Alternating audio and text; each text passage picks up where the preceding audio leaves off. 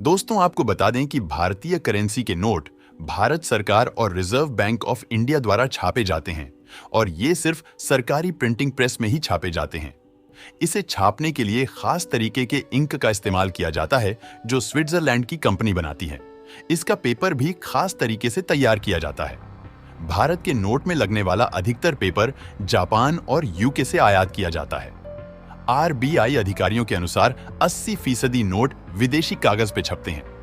अब आपको नोट के इतिहास के बारे में बताते हैं। ब्रिटिश सरकार ने साल 1862 में पहला नोट छापा था जो कि यूके की कंपनी द्वारा छापे जाते थे। करीब 200 साल बाद 1920 में ब्रिटिश सरकार ने नोट को भारत में छापने का फैसला किया और अब भारत में 4 नोट छापने के प्रेस। अब सवाल आता है कि आखिर कौन सा नोट कितने रुपए में छपता है।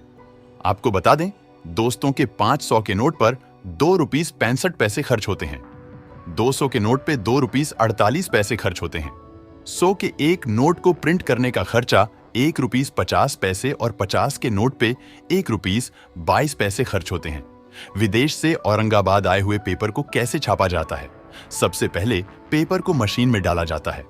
मशीन से निकले नोटों के शीट पर अच्छे और खराब नोटों को अलग अलग कर दिया जाता है। इसके बाद सही नोटों पर नंबर डाला जाता है। नंबर डालने के बाद एक एक नोट चेक किया जाता है। जब नोट खराब हो जाते हैं तो उन्हें बैंक में जमा कर दिया जाता है। जी बैंक इन नोटों को मुख्य कार्यालय में भिजवा देते हैं। वहां उनकी जांच होती है और उनकी जगह नए नोटों को छाप दिया जाता है। क्या आपने कभी सोचा है पैसे हम तक कैसे पहुंचते हैं? इंडियन रिजर्व बैंक के देश में 18 ऑफिस हैं।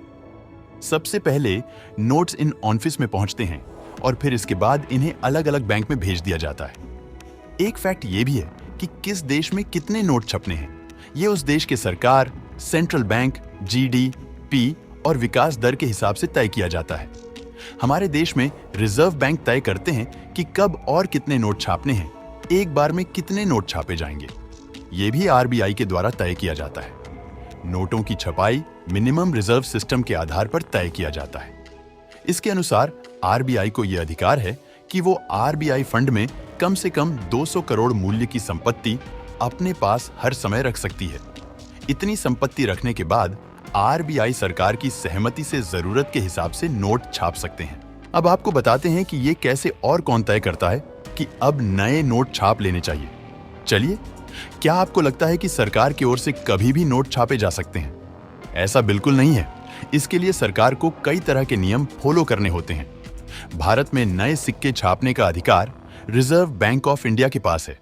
खास बात यह है कि आरबीआई 10,000 तक के नोट छाप सकता है और इससे बड़े नोट छापने के लिए सरकार से इजाजत लेनी होती है। पहले आरबीआई कई बातों को ध्यान में रखते हुए यह पता करता है कि कितने नोट छापने की जरूरत है और फिर इसके लिए सरकार से स्वीकृति ली जाती है। फिर सरकार भी आदेश देने से पहले आरबीआई से इजाजत लेते हैं और फिर उसके आधार पर अंतिम फैसला लिया जाता है। वैसे आखिरी फैसला सरकार का ही होता है। ऐसा नहीं है कि जब भी देश में गरीबी को मिटाना हो तो नए नोट छाप दो, और चाहे जब नए नोट छाप दिए जाए।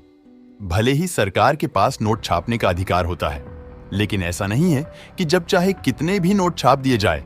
ऐसा करने से अर्थव्यवस्था बिगड़ जाएंगी। इससे वहां की करेंसी की कीमत काफी ज्यादा कम हो जाती है और महंगाई की दर भी काफी बढ़ जाता है। आपको पता चल गया होगा कि आखिर नोट कैसे छापे जाते हैं और आखिर हम क्यों ज्यादा नोट नहीं छाप सकते।